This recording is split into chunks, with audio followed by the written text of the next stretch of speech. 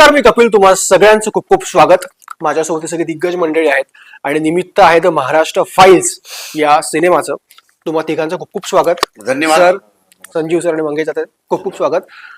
पहिला प्रश्न, the Maharashtra files सिनेमाचं नाव आहे आणि नावावरूनच काहीतरी कॉन्ट्रोव्हर्शियल असेल किंवा काहीतरी मोठा विषय सिनेमात दडलेला असेल असं सध्या तरी जाणवतंय. नेमकं कुठली फाईल्स महाराष्ट्राची या सिनेमात दडली किंवा ती उलगडण्याचा प्रयत्न केलाय? नाही, कॉन्ट्रोव्हर्शियल काही नाही. कुठल्याही पक्षाचा अजेंडा नाही, कुठल्याही पक्षाचा प्रपोगंडा नाही. ही एक तद्दन महाराष्ट्रामधल्या एका गावातल्या बंजारा समाजातल्या महिलेच्या आयुष्यात घडलेली घटना आहे. ही सत्य घटना आहे. ओके. ही सत्य घटना आहे.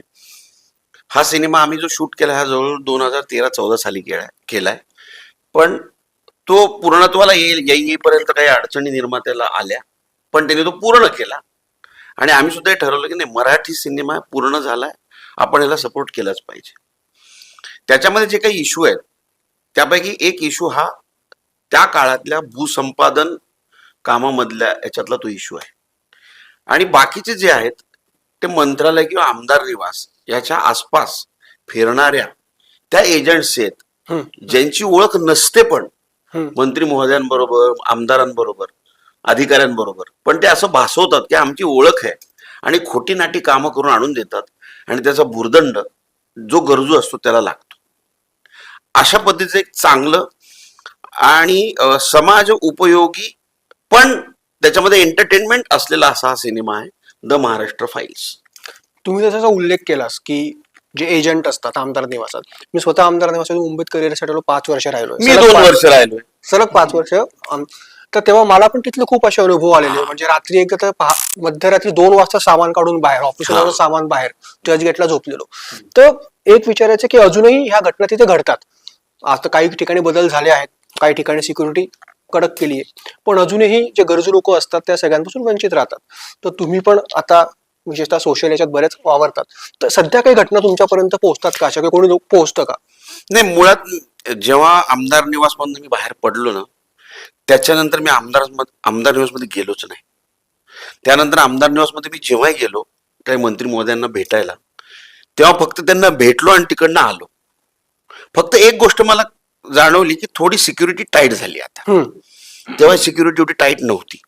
तेव्हा तुला सांगतो ना, यायचं लेटर देणार, ते लेटर चेक करणार, हा कुठल्या रूमला 531 गेले, 531 तो 531 ला गेला की 3-4 जण येणार, 531 ला आले ना त्यांना भेटायला जायचे की ते 3-4 जण वर गेले की ते तिथेच राहिले, ते खाली यायचेच नाहीत. मग अशा घटना तेव्हा खूप घडायच्या.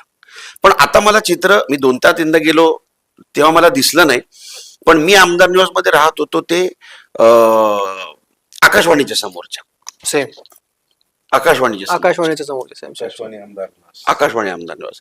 पण तेव्हा हे बघ, आमदार निवास नाण्याच्या 2 बाजू असतात, एक चांगली एक वाईट. आमदार निवास कडे तुम्ही बघितलं तर ते चांगलं पण आहे, कारण ज्यांची निवासाची इथे सोय नाही त्यांना त्या गावच्या, त्या शहरातल्या आमदाराच्या वतीने राहायची सोय होती. नाण्याची दुसरी बाजू अशी आहे की तिथे जर लक्ष दिलं गेलं नाही तर त्या ओळखीचा गैरफायदा ते घेऊन तिथे नको ते उद्योग करतात. तुला सांगतो, खाली तर म्हणजे अशी वर्दळ असायची की हा आला गावाकडचा, तोत्या लोक खूप आहेत. तोत्या लोक. मग ते त्याला काही ना काहीतरी, तुमचं हे काम आहे का, 2 मिनिटात करून देतो, एवढं फक्त बघा, संपलं. 2 मिनिटात करून देतो म्हणून तू 2, 4, 8 दिवस त्याला तिथे राहायला लावणार, पैसे घेणार. त्याच्यानंतर हा बिचारा दुसरीकडनं भाड्यासाठी पैसे घेणार आणि गावी निघून जाणार. अशा घटना इतक्या बघितल्यात मी, इतक्या बघितल्यात. तर त्याच्यावर पण एक प्रकाशझोत टाकणारा पण एंटरटेनिंग व्हॅल्यूनी असा हा सिनेमा आहे. संजीवजी, एक 12 वर्षांपासूनच बघितलेलं स्वप्न आहे. हा खरं तर तुमच्यासाठी खूप इमोशनल क्षण आहे, कारण अनेक अडचणींवर मात करत फायनली फिल्म रिलीज होते आहे आणि नुसती रिलीज होत नाहीये. काही जण असतात की 12 वर्ष अडकली, टेक्निकल रिलीज करू, पण तुम्ही तसं न करता पूर्ण जोर लावत फिल्म रिलीज करताय आणि या सगळ्या दिग्गजांची साथ तुम्हाला लाभते. हा खरंच खूप इमोशनल क्षण आहे. हो हो, आज खरंच खूप इमोशनल क्षण आहे.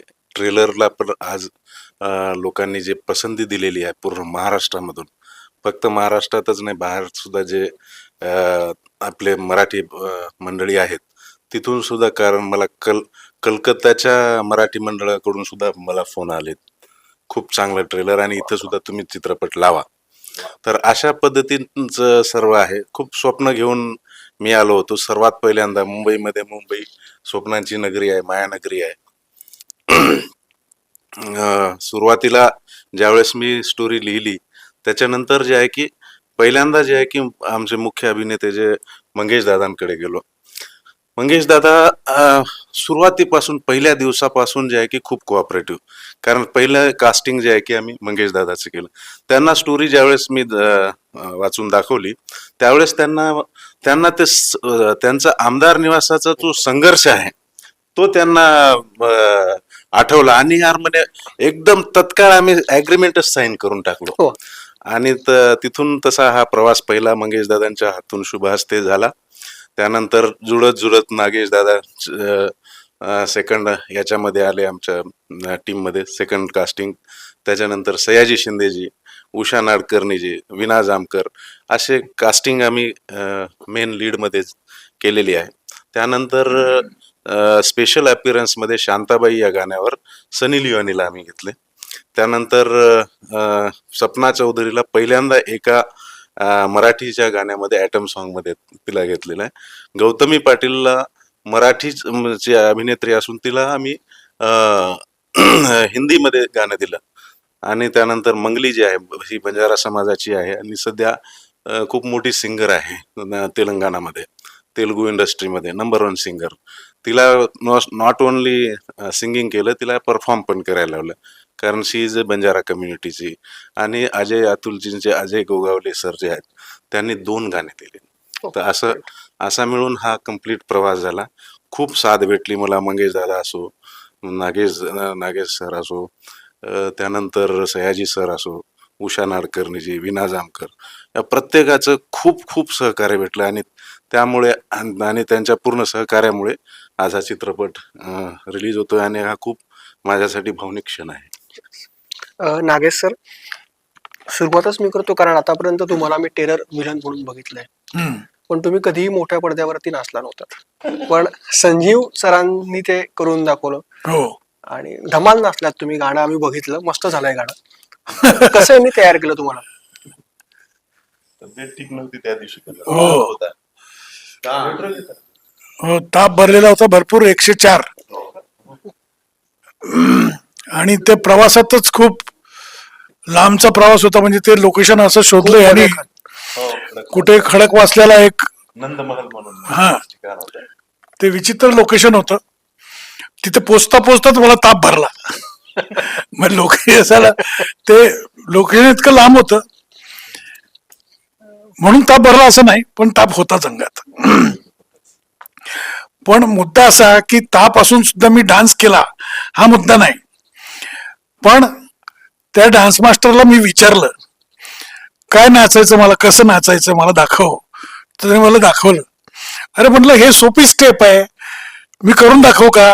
मग मी करून दाखवली, तर जमलं मला पटकन. तर ती सपना चौधरी नावाची जी ऍक्ट्रेस आहे, डान्सर आहे, ती इतकी कोऑपरेटिव्ह होती. ती म्हणाली का तुम्ही काय घाबरू नका, आपण व्यवस्थित करू. तिचा पण सपोर्ट मला लाभला. आणि तो डान्स मास्टर पण खूप छान होता. त्यांनी मला इतकं सांभाळून घेतलं आणि यांनी मला डान्स करायचा चान्स दिला. त्याच्याबद्दल या तिघांचे माझे आभार मी मानतो. है की नाही रे मामू? तो वो डांस मास्टर जो था वो पहले डरा हुआ था मेरे से. अभी मैं इनको कैसा बोलूं, ये स्टेप लो करके. म्हटलं काय रे काय करायचं दाखव. तिथेच तो गेला कामातनं. म्हटलं दादा ये ऐसा करेंगे तो चलेगा क्या? म्हटलं अबे हाँ चलेगा, इतना मी गधा नाही हूं. तर ते जमलं मला, पण मजा आली. ताप जाणवला नाही. मग ती डान्स स्टेप करताना एक तर सपना चौधरी होती त्यामुळे ताप जाणवला नसेल कदाचित. विसरून गेले. हा असेल कदाचित, पण मजा आली. ती इतकी कॉपरेटिव्ह बाई आहे सपना चौधरी. आणि हे होतेच सोबतीला कुछ नाही दादा हो जाएगा आपसे असं म्हणत म्हणत हो जायगा म्हणून करून घेतलं माझ्याकडनं. हुशार आहेत तसे खूप. हा, ते करून घेण्यात पटाईत आहेत. असं ते आमच्याकडनं सगळ्या बाबतीत सगळं काही करून घेतलं त्यांनी, है ना. बायकांकडनं नाच करून घेतला, आमच्याकडनं अभिनय करून घेतला. असो, तर असं जमलं ते. ओके. आणि सगळ्यात महत्वाचं त्यांच्या जिद्दीला सलाम, कारण 12 वर्षांपासून हो. हा प्रवास होता. त्या बाबतीत तर म्हणजे त्यांना खूपच मोठा सलाम करायला पाहिजे की आपल्याकडे निर्मात्यांची अवस्था आपल्याला माहित आहे. हो. म्हणजे 4-5 वर्ष जरी पिक्चर अडकला तरी टेक्निकल रिलीजच्या नावाने 15-20 स्क्रीनला नो प्रमोशन का तर रिलीज करून टाकतात. हो. पण 12 वर्ष हे थांबलेत. आणि ज्या पद्धतीने मी बघतो हिंदी पेजेस असेल, मराठी असेल, जोरदार प्रमोशन सुरू आहे. आणि लगेच सबसिडीला मोकळे लावायला टेक्निकल रिलीज करून हो. हे सबसिडीपेक्षा प्रमोशनला जास्त हो, हो, खर्च हो. करतायत, है ना. त्या बाबतीत त्यांना मोठा सलाम आहे. पण इतका चिकाटीचा निर्माता मी पाहिलाच नाही अजून. इतकी चिकाटी असलेला आणि आपल्या कलाकृतीवर प्रेम असलेला. कारण निर्माता जर प्रेम नसेल तर तो चित्रपट निर्माणच बरोबर करत नाही, रिलीज तर लांबची गोष्ट आहे. त्यामुळे हा संजीव राठोड जो आहे हा चिकाटीचा निर्माता आहे आणि यश याला देवाने द्यावं हो. अशी माझी मनापासून इच्छा आहे. आणि खरं तर असे निर्माते आपल्याला हवे आहेत, ते हो, हो. जगले तर मराठी सिनेमा अजून जास्त करेक्ट पुढे. करेक्ट करेक्ट बोललास तू. कारण की मराठी चित्रपट हा इंडिव्हिज्युअल निर्मात्यांवरच अवलंबून आहे, कॉर्पोरेट नाही. बरोबर. कॉर्पोरेट वर्षाला 2 किंवा 4 सिनेमे मॅक्झिमम. हे इंडिव्हिज्युअल निर्माते आपल्याला सपोर्ट करतात, त्याच्यामुळे सगळे टेक्निशियन आणि ऍक्टर जगतात ह्यांच्यामुळे. तर ह्यांचे चित्रपट चालणं फार गरजेचं आहे. मंगेश दादा, तुम्ही पण स्वतः निर्मितीत उतरला आहात, तर खरं तर अशा निर्मात्यांची गरज आहे. आणि असं पाठबळ जर आपल्याला मिळणार असेल तर एक ऍक्टर म्हणून, एक निर्माता म्हणून सगळ्यांनी यांच्या मागे उभं राहणं गरजेचं आहे. त्याबद्दल तुमचं काय मत? नाही, हे बघ, निर्माता असेल तर नट आहे, निर्माता नसेल तर नटच नाही. बरोबर आहे की नाही? माझं असं म्हणणं आहे, आज मराठी इंडस्ट्री खूप वेगळ्या अवस्थेत आहे. वर्षाला 117-18 सिनेमे व्हायचे, हो. तेही आता कमी झाले. आणि 117-18 मधनं 2-4 सिनेमे हिट व्हायचे, आता एकावर आले. लोकांना त्या OTTची सवय लागली. हळूहळू चित्र असं दिसतंय की मराठी सिनेमे होतील की नाही होतील. मग त्यातनं जर समजा एखादा निर्माता येत असेल तर सगळ्या अभिनेत्यांनी, अभिनेत्रीने एक गोष्ट लक्षात ठेवली पाहिजे, आधी निर्माता जगवला हो. तर सिनेमा जगणार आहे. निर्मात्याला जगवलं नाही तर सिनेमा राहणार नाही. माझ्याकडे आज कुठलाही नवीन निर्माता आला तर पहिला मी प्रश्न काय विचारतो माहितीये त्यांना, पैसे किती आहेत, कुठून आणले. म्हणजे तुम्ही घर विकून नाही ना आणली, बरोबर बरोबर. कुठलं कर्ज बिर्ज नाही ना घेतलं. तसं असेल तर मी सांगतो मी नाही करत सिनेमा. मी तर निर्माता आला की त्याला विचारतो, तुला जुगाराचा नाद आहे का. मग तो म्हणतो नाही छे जुगार मी कधीच खेळलो नाही. मग नको करू. अजिबात चित्रपट करू नको. कारण जुगाराचा नाद असेल तरच चित्रपट करायचा, कारण की हा मोठा जुगार आहे. बरोबर बरोबर. है ना. घे. सॉरी. आणि हा जुगार असा आहे की इतर जुगार जे आहेत, मी जुगाराचं समर्थन नाही करत, पण इतर जुगार जे आहेत, एक चान्स घेऊन बघू, एक चान्स घेऊन बघू असं करत करत कधीतरी लागू शकतो तुक्का. हा जुगार तसा नाही. या जुगारात पहिल्यांदाच इतके पैसे लागतात, तो हरला की हा गळ पाटला, मग तो उभा नाही राहत.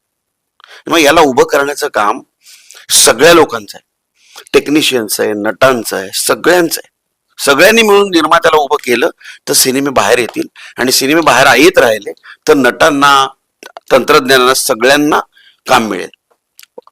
त्यामुळे आपण, कारण शेतकरी आणि चित्रपट निर्माता, मराठी चित्रपट निर्माता दोघांमध्ये जास्त फरक नाहीये. पाऊस पडेल का, पीक येईल का, भाव मिळेल का, हे सगळे प्रश्न जे शेतकऱ्याला पडतात ते निर्मात्याला पण पडतात. लोक येतील का, चित्रपट चालेल का, किती लोक येतील, किती प्रमोशन करायला पाहिजे, ते सगळे प्रश्न निर्मात्याला पण पडतात. म्हणजे मी पेरणीसाठी जो खर्च केलाय तो वसूल होईल का, सेम आहे. सेमच आहे. COP साठी जो खर्च केला तो मिळेल का, बाजारभाव मिळेल का. म्हणजे आम्ही विचारतो OTT सॅटेलाइटला भाव मिळेल का, सेम शेतकऱ्यांना पण प्रश्न पडलेले असतात, हमी भाव मिळेल का. काय कारण वाटतं त्यामागची? कारण आपल्याच महाराष्ट्रात मराठी सिनेमा ची अशी अवस्था असेल, कारण तमिळ, तेलुगू, कन्नड, मल्याळम ते सिनेमे चालतात, पण आपल्या काय वाटतं, काय कारण असतील? एक तर काय आहे, महाराष्ट्रामध्ये मला जे चित्र दिसतं ते सगळ्या भाषांची लोक इथे आहेत, जमा झालेली आहेत, हम्म. सगळ्या भाषांची. आता कसं आहे, मी समजा एखाद्या घरात गेलो तर ऑब्व्हियसली मला म्हणजे मी एखाद्या घरात गेलो किंवा एखाद्या जागी गेलो आणि मला असं वाटलं की हा पण माझ्यासारखाच माणूस आहे, तर ऑटोमॅटिक त्याची अटॅचमेंट होते आणि मग गर्दी व्हायला सुरुवात होते. पण ज्या घरात मी गेलोय त्या घरातल्याच लोकांना, त्या घरातल्याच माणसाची किंमत नसेल तर गर्दी होणार नाही आणि काहीच होणार नाही. म्हणजे जेव्हा इकडनं परभाषीय परप्रांतीय लोक येतात तेव्हा ते गेट टुगेदर मध्ये राहतात, हम्म. मग त्यांचा सिनेमा आला की त्या सिनेमाला ते प्रमोट करतात. हो. आपण मराठी माणसं ना, आपण आपल्याच घरी जाऊ दे, उद्या बघू, परवा बघू, आला ना OTT-ला मग आता बघू. बघू. कारण आपलंच आपल्या भाषेवर, आपल्या चित्रपटावर आपलंच प्रेम नाहीये. जोपर्यंत हे प्रेम होणार नाही, हे वाढणार नाही, तोपर्यंत मराठी सिनेमा अशाच अवस्थेत राहील. अवस्थेत राहील.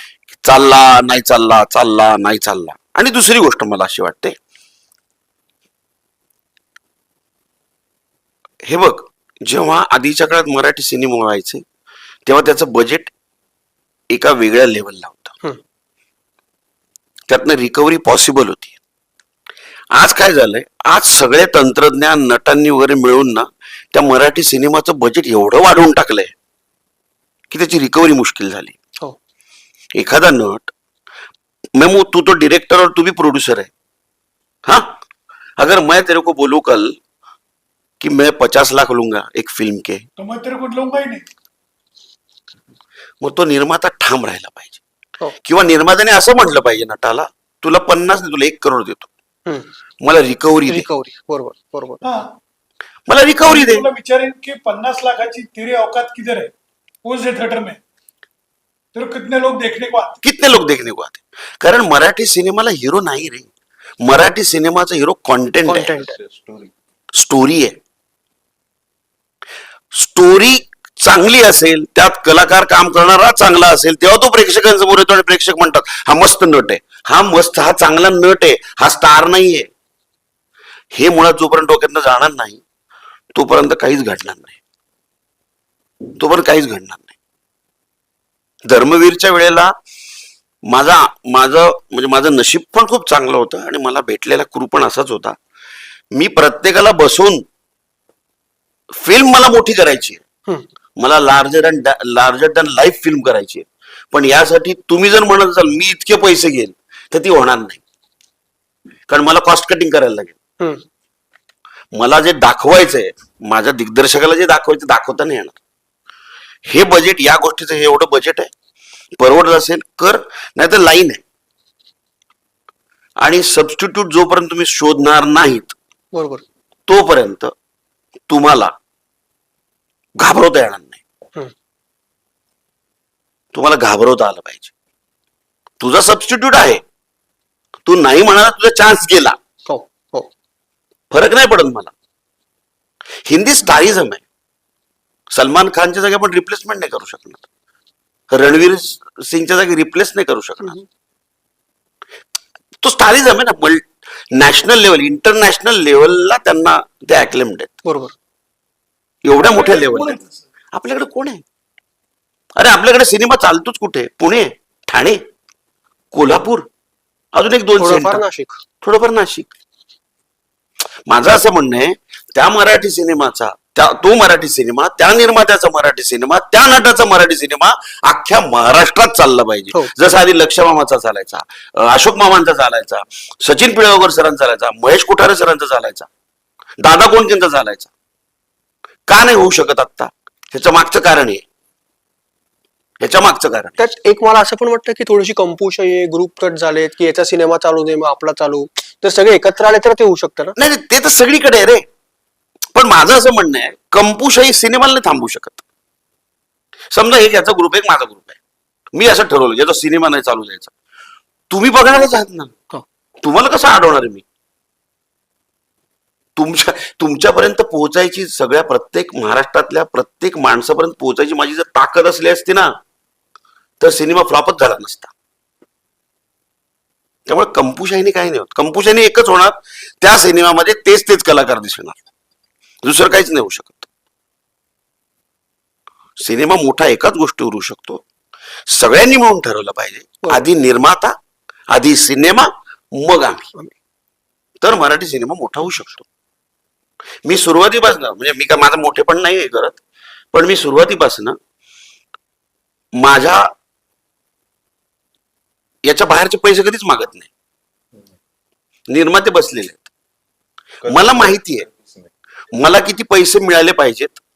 माझा हिस्सा या सिनेमातला एवढाच आहे, त्याच्यावर नाहीये. आणि नाही म्हणजे नाही, मला पर डे इतका मिळू शकतो, एवढा मिळावा, याच्यावर नाही. बरोबर बरोबर. आणि तो मिळणार पण नाही, त्यामुळे मी तो उच्चारत पण नाही कधी. हे प्रत्येक जेव्हा ठरवेल ना, तेव्हाच मराठी सिनेमा मोठा होणार, नाही तर नाही होणार. करेक्ट आहे करेक्ट आहे. संजीव सर, गौतमी, सपना आणि सनी लिओन तिघांच्या वेगवेगळ्या डेट जर घ्यायचं म्हटलं तरी खूप तारेवरची कसरत करावी लागते हो. तुम्ही एकाच सिनेमात तिघींना एकत्र आणलंय, म्हणजे त्यांची गाणी आहेत, कसं मॅनेज केलं? सर्वात पहिल्यांदा तर मी 2015 मध्ये हे शांताबाई हे गाणं घेतलं होतं. आणि 2015च्या नंतर जे आहे, ज्यावेळेस सिनेमाचे तेव्हापासूनचा प्रवास होता, तर ती स्टोरी पहिले आम्ही करून टाकलेली होती. पण त्याच्यानंतर गाणे जे आहेत, गाणे आम्ही नंतर केलेत. त्याच्यामध्ये पहिल्यांदा सुरुवातीला मी सनी लिओनीला अप्रोच केलं. तर तिनं पहिल्यांदा तर मराठी इंडस्ट्रीत येतच नाही, नकोच म्हणत होती तिनं. तिनं एका फिल्ममध्ये काम केलं होतं पहिले, तर तिला खूप वाईट अनुभव आलेला होता. बॉईज चित्रपटमध्ये तिनं एक गाणं केलं होतं. तर तिनं बिलकुल नाही. तर मी म्हटलं, मॅडम आम्ही काही हे देणार नाही, तुम्हाला जे पाहिजे ते आम्ही रिटर्नमध्ये देतो, आणि तुमच्या ज्या पण काही फीस आहे त्या सर्व गोष्टी आम्ही परिपूर्ण करतो. त्याच्यानंतरच तुम्ही जे आहे की बाहेर रिहर्सललाच या. आणि त्यांना ते गाणं सुद्धा खूप प्रचंड आवडलं, कारण तो फेमस गाणं आहे, महाराष्ट्राच्या गली गली बोळात वाजणारं गाणं आहे, आणि खूप लोकप्रिय गाणं आहे ते. संजय लोंढेंनी जे आहे, एक खूप गरीब, आता सुद्धा झोपडपट्टीमध्येच राहतो तो संजय लोंढे, त्याचा जो गायक आहे, म्युझिक डायरेक्टर. तर तिला अप्रोच केल्याच्या नंतर तिनं जे आहे मग होकार दिला. अच्छे लोक दिख रहे म्हणली मला, व्हेरी गुड पीपल्स. आणि मग जे आहे की तिची कास्टिंग मी केली. मी इथं गोरेगावमध्ये एक स्टुडिओ आहे, एंजल स्टुडिओ म्हणून, त्या ठिकाणी तिचं पूर्ण भव्य दिव्य शूट केलं तिचं. 200 डान्सर्स होते, आणि ते गाणं जे आहे की हिंदी आणि तेलुगू इंडस्ट्री त्या स्टाईलनं झालेलं. त्याच्यामध्ये मंगेश दादांनी सुद्धा डान्स केला, सयाजींनी सुद्धा डान्स केला, सनी लिओनी भरपूर एन्जॉयमेंट केली तिचं, आणि ते गाणं शूट झालं. त्याच्यानंतर सपना चौधरीचा नंबर आला. तिला त्यावेळेस तिनं खूप फेमस, म्हणजे तेरी आख्या काजो काजलच्या नंतर आम्ही तिला अप्रोच केलं होतं. एवढी प्रचंड हे, आणि तिला भेटायचं आणि अपॉइंटमेंट घ्यायची म्हणल्याच्या नंतर मी कमीत कमी 2-3 महिने तर फिरलो असेल. त्याच्यानंतर तिनं एक दिवस मग कसं तरी कॉन्टॅक्ट झाला. तिनं मग मला जयपूरला बोलवली. जयपूरला बोलवल्याच्या नंतर दादा तिच्यानंतर जयपूरला सुद्धा जाऊन जे आहे तिचं सुद्धा भेट नाही झाली. त्याच्यानंतर मग मला दिल्लीमध्ये बोलवलं. तिनं पहिले नजफगडला राहायची दिल्लीमध्ये. मग तिच्या घरी गेलो, आणि मग तिला समजावून सांगितलं मराठी गाना. बोले मुझे मराठी तो आती नहीं, कुछ भी नहीं. मैं बोला हम लोग सब लिख के देंगे आपको इंग्लिश में. इंग्लिश म्हणजे हिंदी आणि इंग्लिशचं. इंग्लिश, हा, मारतू शिक्काला MRRTU शिक्का, असं तिला हे केलं. तिला त्याचा अर्थही समजावून सांगितला, आणि तिचं पण शूट आमचं झालं. ते लोकेशन होतं नंदमहल म्हणून, खडकवासलाच्या समोर पुण्यामध्ये. एवढं रिमोट लोकेशन होतं. तिथली एक आठवण म्हणल्याच्या नंतर कसं आहे की तिनं शूट मध्ये करत होती, तर फोन कुठंच लागायचे नाही. आम्हाला फोन जे आहे खाली 3-4 किलोमीटर खाली जावं लागायचं. ते उंच टेकडीवर होतं. तर तिचा फोन लागत नव्हता, तर तिचे आईचा फोन आला मला, डायरेक्ट कहाँ गए मेरे बच्चे को, कहाँ लेके चले गए, कहाँ है, असं तिनं एवढं जोर जोरात उसको मेरे से बात करा. मग मला त्या लोकेशन वरून 4 किलोमीटर तिला बाहेर आणावं लागलं गाडीमध्ये बसून. आणि मग तिला तिच्या आईला मैं बोले सेफ है, अच्छे लोग है, कोई दिक्कत नाही है, असं म्हणून ते आम्ही तिथं 3 दिवस जे आहे गाणं नंदमहलला शूट केलं. त्याच्यामध्ये नागेश दादा होते. नागेशजींचं त्यावेळेस तब्येत एकदम वीक होती, ताप आलेला. पण त्यांनी म्हटले की बाबा आपने बोला है सर, तो मला रिस्पेक्ट करून डान्स दादा म्हणजे आपका चाहिए बोले तो चाहिए, आपका शिक्का चाहिए ही चाहिए मुझे, असं म्हटल्याच्या नंतर त्यांनी होकार दिला आणि ते गाणं आमचं शूट झालं. हे 2 झालं. त्याच्यानंतर गौतमी पाटीलला जे आहे, आम्ही गौतमीला सुद्धा कॉन्टॅक्टसाठी जवळपास 1 महिना लागला. मला कॉन्टॅक्टच नाही, नंबरच नाही. मलाच पाहिजे होतं. माझ्या फिल्म मध्ये एक सीन डान्स बार का सीन आपला तो मिलता ही नाही नाही नाही नाही, डान्स बार का नाही नाही नाही, डान्स बारचं सीन होतं आमच्या फिल्म मध्ये. उठाना बंद कर देता. फिल्म मध्ये काय आहे की डान्स बारचं एक सीन होतं दादांचं, मंगेश दादांचं. ठीक आहे, आमदार निवास मधून ते येतात आणि रात्री तिथं पहिले तिथं ड्रिंक वगैरे करतात त्याच्यामध्ये, आमदार निवास मध्ये. त्याच्यानंतर ते डान्स बारला जातात. म्हणजे हे डान्स बार मधल्या तिथले आले लोकांची ती रोजची सवय आहे, येणाऱ्या तिथल्या पूर्ण कार्यकर्त्यांची. ठीक आहे, तिकडून गावाकडून येतात इकडे, मी कामाला चाललो, हे करायला चाललो. हा हा, मग तो तसा सीन जो आहे, हा, मंगेश दादा जात नाहीत त्या याच्यामध्ये, पण त्यांना पकडून नेतात आणि मग तिथं त्यांना पटत नाही, ते इमिडिएटली त्या गाण्यातून बाहेर एक्झिट होतात. तो असा हा सीन होता. तर त्याच्यासाठी मला गौतमी त्या सीनसाठी पाहिजेच होती.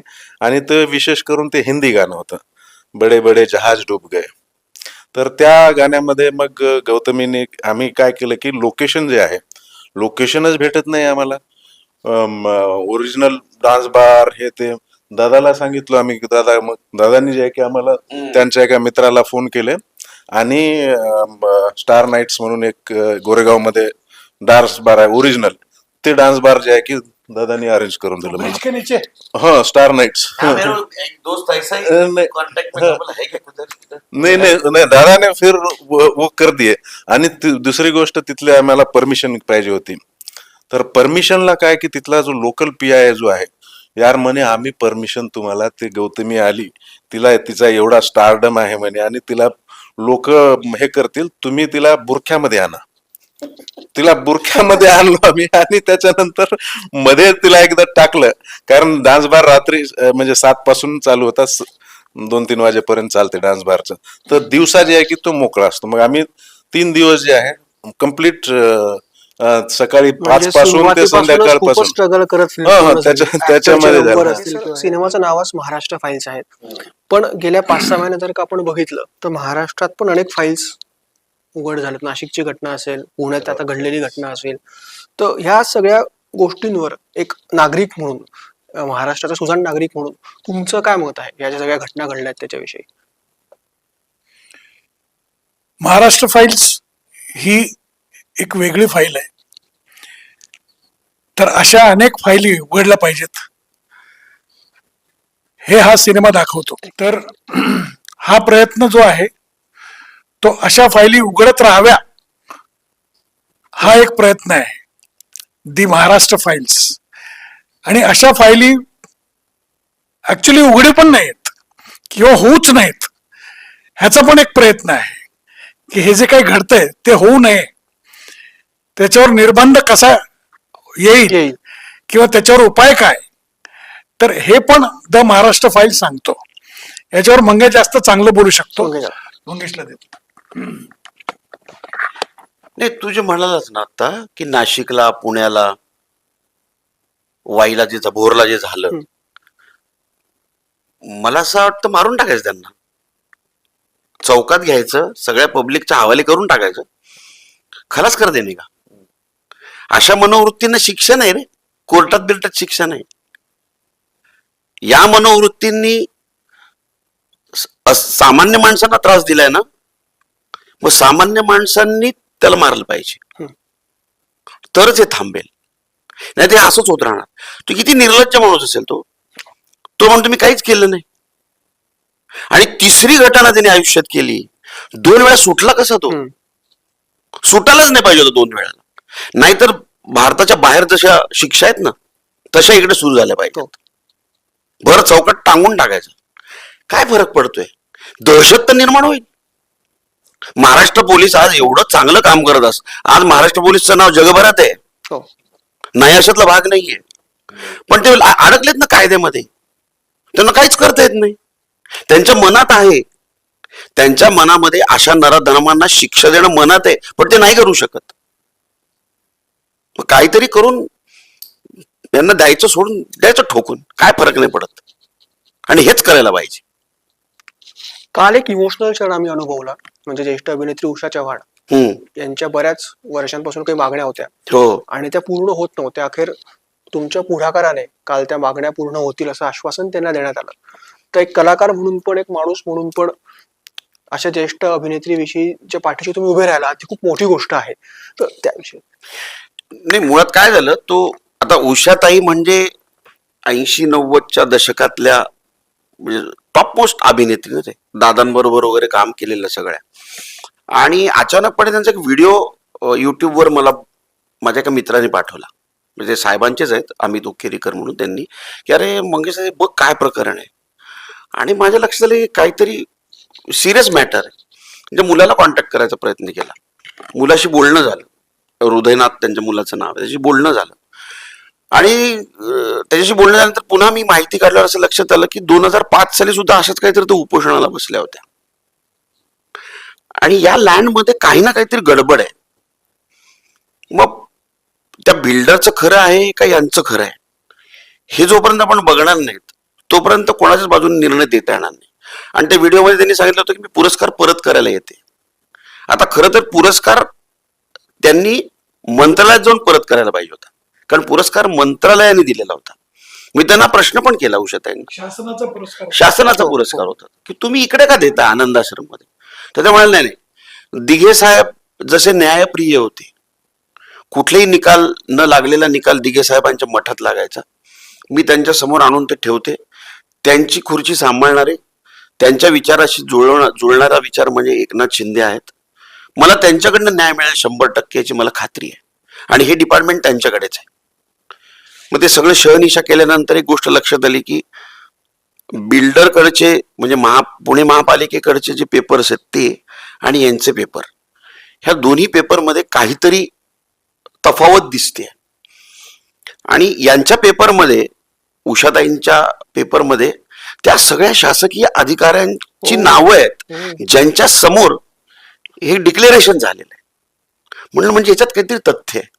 आणि मी साहेबांच्या कानावर ऑलरेडी परवाच्या दिवशी घातलं होतं. तर साहेब म्हणाले ते आले की मला फोन लावून दे. मग फोन लावला, फोनवर त्यांचं डिस्कशन झालं आणि साहेबांनी ताबडतोब फोनवर स्थगिती दिली त्या TDRला आणि सांगितलं की दोन्ही पक्ष समोरासमोर येतील, ज्याचं खरं असेल त्याला न्याय मिळेल. आणि कलाकार असो किंवा कोणी असो, सामान्य नागरिक असो किंवा कलाकार असो, माझं असं म्हणणे न्याय प्रत्येकाला मिळाला पाहिजे. हो हो. आता न्याय मिळण्यासाठी जे माध्यम असतं ते कधी कधी कोणाला मिळतं, कधी कधी कोणाला मिळत नाही. तो व्हिडिओ माझ्या समोर आला, उषाताई आमच्या क्षेत्रातल्या, त्यांना माध्यम मिळाला. एखाद्या माणसाच्या आयुष्यात असंच घडलेलं असेल पण त्याला माध्यम मिळालं नसेल. माध्यम मिळणं आणि ते माध्यम मिळाल्यानंतर त्याची अंमलबजावणी करणारा माणूस असणे खूप महत्वाचं आहे. आणि सुदैवाने आपल्या सरकारमधले सगळेच नेते तसे आहेत, पण माननीय उपमुख्यमंत्री एकनाथजी शिंदे साहेब जे आहेत हे एकदम इमोशनल आहेत आणि कलाकारांविषयी त्यांच्या मनात प्रचंड प्रेम आहे. म्हणजे कोविड काळात म्हण, कोविडच्या नंतर म्हण, त्याच्या आधी म्हण, त्यांच्या कानावर असं गेलं ना की या कलाकाराला अशी अशी अडचण आहे, त्याला अशी अशी पैशाची गरज आहे, इमिजिएट ते नकळतपणे पाठवून पण द्यायचे. नंतर आम्हाला कळायचं किंवा आम्हाला सांगायचं त्याला मी मदत ती केली, तो कसा आहे आता, बरं आहे ना, विचार जरा त्याला. त्यामुळे म्हणलं नाही आपण हे नेऊया तडीस. आता त्यांची पुढच्या आठवड्यामध्ये एक बैठक लावली आहे, त्याच्यामध्ये निर्णय होईल, एक्झॅक्ट काय आहे सोल्युशन त्याचं निघेल. आणि मला असं वाटतं उषाताई चव्हाणांना न्याय मिळेल 100%. जाता जाता 12 वर्षांपूर्वी फिल्म शूट झाली पोस्टरवर दिसतोय, पण मंगेश देसाई जसे त्या पोस्टरवर दिसत आहेत ना 12 वर्षांपूर्वी, तसे आजही दिसत आहेत. तो ये मुद्दा होता ही नहीं. ये हमेशा का जवान पैदा हुआ. काय काय रहस्य काय? शरीराला पाहिजे तेवढंच खायचं, तेवढंच करायचं. म्हणजे आम्ही काय शरीराच्या वर मी ते म्हणत नाही, मी ते अजिबात तुला म्हणत नाही. पण माझं हे सूत्र आहे, नाही सगळ्यात महत्वाची गोष्ट, मी स्वस्त बसत नाही. मला सतत काम लागतं, मी सतत फिरतीवर असतो, मी शांत बसूच शकत नाही. मला काही ना काहीतरी खुराक लागतो आणि कदाचित त्याच्यामुळे एक्सरसाइज होत असेल. आणि दुसरी गोष्ट म्हणालो त्याप्रमाणे माझा आहारच खूप कमी आहे. म्हणजे मला एका लिमिटच्या वर मी नाही खात, काहीच नाही खात एका लिमिटच्या वर. आणि कदाचित माझ्या म्हणजे बॉडी पॅटर्न पण तसंच असेल. मागे मला कोणतरी असं गमतीत म्हणाला इंडस्ट्रीमधली 2 माणसं जशीचे तशीच दिसतात किती वय वाढलं तरी. म्हणाला एक सचिनजी पिळगावकर आहे, दुसरे मंगेश हे खरं. सचिनजींना बघितल्यावर कुठे वाटतं. आणि तिसरे अशोक शिंदे. अरे हा यार, अशोक शिंदे तो पण मात्र होतच नाही. तो तर नाहीच होत. सयाजी पण अरे मी तरी केसांनी होतो, तो केसांनी पण होत नाही. सयाजी पण तसंच. तो म्हाताराच आहे. नाही सयादादा दिसतो, सयादादाचं एज दिसतं. पण ह्या तिघांचं अजिबात नाही, आहे तसेच. और ऐसा ही रहना है, ऐसा ही रहना है. ऐसे वाले लोग अभी तो बाहर दौरे बहुत हो रहे हैं. ऐसे वाले लोग बुढ़े लग रहे तो एकदम से बुढ़े हो जाते. हाय, तू ये आशीर्वाद दे रहा है क्या बद्दुआ दे रहा है? ये आशीर्वाद है. हा आशीर्वाद. चलो थँक्यू सो मच आणि wish all the best. Thank you. Nagesh sir, जाता जाता एकच प्रश्न. कान्स फिल्म फेस्टिवल सध्या सुरू आहे, अनेक दिग्गज कलाकार यंदा मराठीचं प्रतिनिधित्व करण्यासाठी तिकडे गेले आहेत. तुम्हाला संधी मिळाली कान्सला जायची आपल्याकडनं, तर तेव्हा काय तुमच्या भावना असतील? कान्सला जाऊन आधी आपल्या सिनेमाचं तिकडे कसं प्रमोशन करायचं आणि तिकडे तो सिनेमा आपला कसा दाखवायचा, लोकांपर्यंत कसा पोचवायचा, त्याचा अभ्यास करीन भरपूर. आणि मग कान्सला सिनेमा घेऊन जाईन, जो आपल्याकडे होत नाही. आपल्याकडे जाणारे जी सगळी मंडळी आहेत ती जाऊन कान्स फिरून येतात. हा, तर फिरण्यापेक्षा मी आधी माझा सिनेमा त्यांच्या लोकांपर्यंत कसा पोहोचेल आणि त्या कॉम्पिटिशन मध्ये कसा दाखवता येईल त्याच्यावर काम करीन. आपल्याला जे अलॉट केलेले चित्रपटगृह आहेत फक्त त्याच्यात दाखवण्यापुरता तो सीमित राहू नये याच्याकडे लक्ष देईन. Thank you so much. 29 मेला द महाराष्ट्र फाईल्स संपूर्ण महाराष्ट्रात प्रदर्शित होतोय. प्रत्येक मराठी प्रेक्षकांनी, अमराठी प्रेक्षकांनी जवळच्या चित्रपटगृहामध्ये जाऊन हा चित्रपट बघा. धन्यवाद. जय हिंद, जय महाराष्ट्र. थँक्यू सो मच आणि wish all the best. Yes, thank you.